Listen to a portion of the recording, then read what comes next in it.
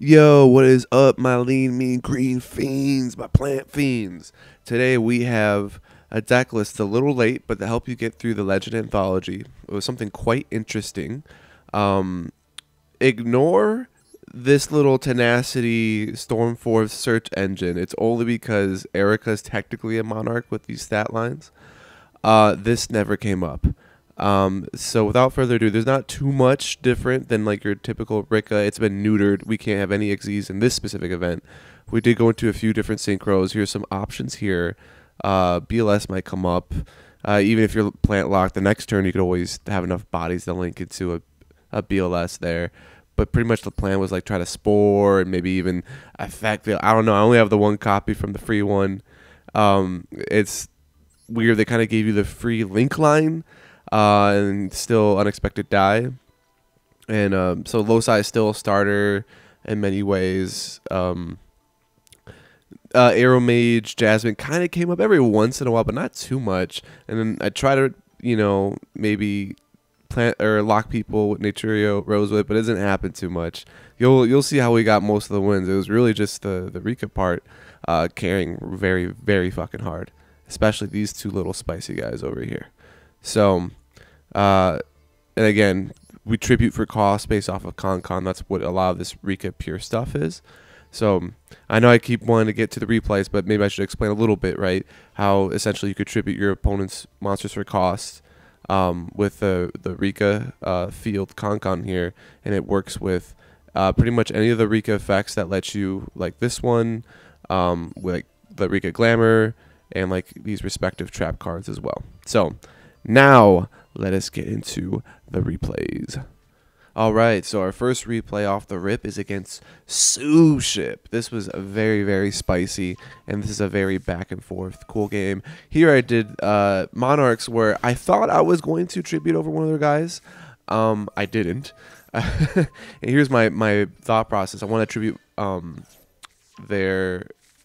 Well, I for sure was going to tribute that one with the Rikka Glamour. And they're able to bring one out and burn me. I forgot for what the rank was or the level, probably. Yeah, I literally have no idea. I should have tributed my own, so I could have special summoned the Primula and then hard tributed with the Monarchs on one of their guys. But anyway, they activated the monster effect. Get fucked, kid. Tribute for cost. Again, they burn me.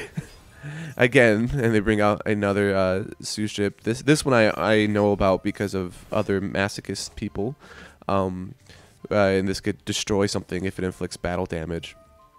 So, or destroy, any card in the field. So, and this was spicy, to say the least. I was like, oh, that looks a little scary. And here I tribute my own guy to bring and revive these two back, which triggers Primula. So I have just enough to not get fucking nuked. Like exactly that. If I didn't tribute my own guy, I would have died there. So again, that's all we need, right? Rikka Petal, bring it back, bring it back. That's all we need, baby. Yep, bring out the Primula, tribute over the Petal, Primula, grab us Gunkan, grab us Glamour, and we're back in this. Tribute one of their guys for cost. Thanks, Scrub. Bring out Erica and another copy of Mudan. Here's where saving Monarch Stormforth would have been helpful. Oh, no. Yeah, so I'm definitely kicking myself. And don't worry about the Monarchs. That's the only time that really ever came up. Any other Monarch package was a prick in the fucking hand. So, anyway, honest effect. Get fucked, kid. Can't beat over my fucking Mudan's booty.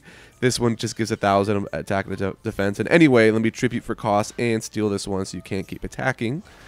Yep, give it back to you on the end phase. So now my opponent's getting pretty tilted, right? I'm pretty low in life points, and they're burning me because of me tributing their monsters, and they keep activating effects. So I just keep tributing their guys for cost. I'm getting, ooh, at a critical mass of life points, I'm pretty low. But I'm not tripping. Again, the same drill, Primula, Princess, because we know we're just going to keep tributing their shit for cost. And when something gets tributed, Erica gets brought back. Here we go into a little bit of a Dryad's Nuts line. And I set this Stay Sailor Romarin. I forgot to mention it in the deck list, but that's why I have Foolish Burial to send this and then it could send a Spore for a synchro line, but not that important. Anyway, tribute over their shit again. Tribute over this one. It's just like they don't learn their fucking lesson. I literally just keep tributing and tributing their guys. And I don't think they have any more Suship cards or Suship Xyz cards. And here they go into Decode Talker. Into Axis Code Talker. Oh? Okay. I'm fucking scared. Pop. Destroy. Beat over that one. Beat over that one. They don't have another one to attack over. Well, Petal comes back. We love to see it. We love to see it. Oh, man. I searched Princess with this one. I don't know why in this instance I did that. But anyway. Oh, because I had Loci, so I could actually search out the... Oh, and then Mudan, so anyway, I could tribute over their... Tribute over their Axis Code. Oh, my God. I know they're heated. And I can't even activate the Sunvised Stoic because I don't have enough life points. And here I honestly... They're, yeah, Petal. We know the drill. Oh, my God. My opponent's in the fucking hole, dude. They're trying to dig their way out, but they can't get out, man. Anyway, I told you BLS would come up, motherfucker. Do I banish with this one? Yeah, I do banish. I banished the last of their Xyz. And they can't burn me for anymore. They literally don't have any more Gunkan Suship Xyz monsters anymore. And this is where they accept fucking defeat, bro. I make sure BLS gains the attack, and they're like, fuck this. And I'm glad they did that, because it would have took a little bit of time for me to kill them. So, all right. Let's see. Hopefully this next one's going to be as good as this one. Also, their name's TDS, more like the Dick Sucker. Rip. All right. So, we lead off with Loci, and that's full combo. They pretty much gave us almost full combo in this event, with the exception of Aroma Seraphy Jasmine. So you'll still see these pretty much 4 plant material monsters that you could do here. You can make a link for if you wanted to. I'm pretty sure Bengal Lancer's in here. Oh, no, he's not. Bengal Lancer is banned in this event, too. That's crazy. So I had to do a lot of Dryades and these nuts and Dry Gnome plays. And just see what my opponent could cook up with. Again, open up the Monarch Storm for. So just maybe that's a spiciness that could be saved for a future video. And I am going against EDD, and in real time, those of us know it is fucking excruciating. We were fortunate enough where I have this in double speed, so it seems like this isn't too bad. No, this was absolute pain. And here, I opt to Ricochet here because I was like, oh, they're going to lock me out of your opponent cannot activate cards, or excuse me, in their spell and trap zone, so I figured this is the only time I'm going to be able to Ricochet. So I want to tribute over one of their guys and then take the other one. So that I don't think this is a once per turn effect on this one, on the second one. So I just didn't want to keep doing that. Anyway, they get another one of these out and they graveyard lock me, which doesn't matter too much. I don't have anything in the grave that's necessarily worth doing. I activate the Dry Gnome, I move the position, negate the attack, but they're able to, you know, attach an additional thing here. And if you guys can figure out what's going on here, I have the field spell up still, and I have a Mudan in hand. Even if I didn't have Mudan, I would Petal search Mudan. So, get fucked, kid. That was their ultimate boss monster that they spent 35 minutes fucking summoning and doing shit. And they just fucking say, nope, that's not my Yu-Gi-Oh! I'm fucking off. So, let's fuck off to the next one. And I endoed his career. Okay, surprise, surprise, we're going first again. Open up Tenacity. That's just a dead card in hand. Don't worry about that. Anyway, there's a Spore play. Spore with Rikka Petal made a nice little Synchro 5 that we have here. And I set the Tenacity, just the bait. Oh, they fell for it. Hey, you know what? That was the most usage the whole Monarch package had. So, in this specific event. This was questionable and interesting. I don't know why they needed the Link Karibo in the grave. Unless that was a requirement to not have any cards on the field for any of these. You guys let me know. I don't feel like reading these, but it's quickly getting scary with Jet Dragon, right? Usually everybody could admit that for any type of Blue Eyes player out here, that's the craziest, you know, card that they could get. So here I'm doing my plays just to get to my Con-Con, because I figured, no, this type of match, it's going to be the Rikka Con-Con control. And here I tribute my own, so again, I could get that Primula special summon effect, body for free. and I get a princess, and then I could Spore, banish the Arrow Mage, and here I go into a synchro play. I'm like, oh, I could beat over this. Yes, I knew about his effect, but I thought that I could activate the princess. That's why I didn't tribute it at any point in my grave and tribute it for cost. But my friend Mia, shout out to you, told me about the ruling that I can't. It just negates the effect, not the activation. So it already activated. It's during the battle. So it's really confusing shit. It's like judge ruling shit. So because of that mechanic and interaction, I get fucking shafted hard, right? Because now we're in the loser's seat. Oh, and they just have Chaos Max. So we're like, oh, fuck, dude. Okay. We have to, like, be really smart with our Rikka Princess here. Definitely get rid of the Chaos Max, because they would have just nuked us, I think, for double piercing damage. They bounce that to hand. That's fine. I take 35. It's a lot, but hey, you guys say it with me. We got the pedal. That's all it takes, man. You got to water the little sprouts, and it grows. That's why I love Rikka, because it's a great fucking metaphor for shitting on my opponent and planting bamboo under their fingernails. So finally, I correct the mistake of tributing over their jet over there with the Mudan. And again, same glamour play where I bring out these two, and I bring out the Sailor to make a Link 3 Dryanome again. Dryanome. And then again, did you activate a monster effect? Idiot. And I attribute over their synchro. I do that on purpose because I think they have a graveyard negate. So I think we saw that before. I was able to attribute their Chaos Max for cost, but they still negated the effect of me trying to negate their activation. Complicated shit.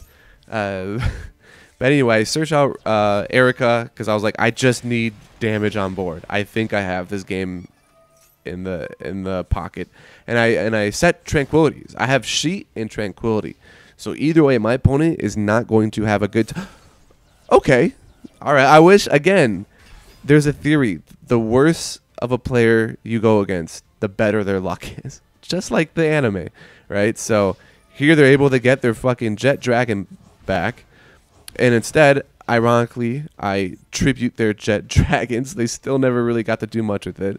And I'm not only able to special summon a Rikka, but I'm also able to special summon any plant in my graveyard. So this card's actually kind of insane. Tranquility's really good. I don't know if I would run it in a regular ranked deck, but I think in like any type of event format, it's really good in the grind game. And here they had this imperm the entire time. I don't know what they were doing, but I hit them with 29 exact for game. So, goddamn, Annie Complex. Yeah, Annie, like an anime protagonist here. So, I believe that was the last of our regular replays here. And just because the video's a little short, I'll show you guys a bonus one. So, please let me know if you guys got, here this far. Don't forget to like, comment, subscribe. You guys probably don't watch the whole video anyway, because it's who gives a fuck. It's plants on an event. But, yeah, on to our bonus one. All right, here's our bonus game, and that's right. Cancerous is the last of before everything got banned. Anyway, get hit with this Imperm. This is the most value I saw Imperm get against anybody in ranked. Set 2 and pass. So against some type of branded stuff, most likely. And don't worry about this cringe stuff with the Morganite. I set the Fossil. I should have just normaled it so they wouldn't have had this Bestial play. They tribute it and pop my second Imperm. I'm like, all right, well, there goes my floodgate plan shit, right? And the idea, again, behind this deck... Oh, and I don't get any mileage off of this. I don't get to destroy anything that they special summon. I don't have any monsters on field, so they're not able to activate this branded fusion. And because they didn't have anything special summon, I didn't destroy anything. But those were some pretty too insane top decks, so now we're playing the game, right? So hit him with that Raigeki. Fuck off. They still get to activate that, whatever. I have Unicorn. I activate Unicorn, then I got pop it right away, which is a mistake because it doesn't negate. I search a birth. They don't know this is my second birth, right? But I bring out birth, bring out Unicorn again. Theosis, that's right, baby. I had it in hand.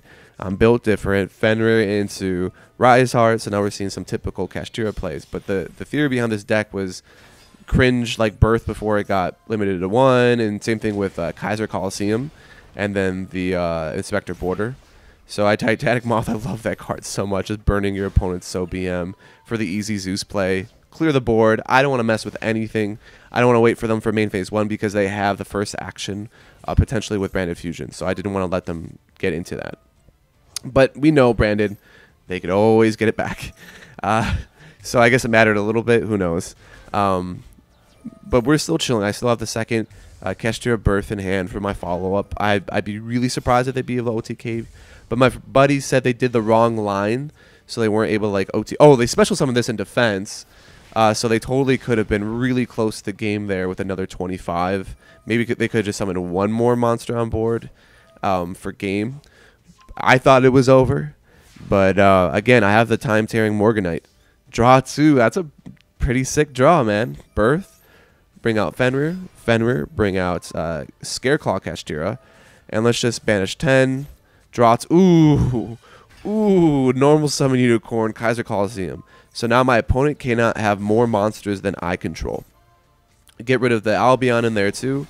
I'm surprised that, yeah, I think people were saying, why didn't they summon the Albion last year? I don't know, bro. My opponent's just bad.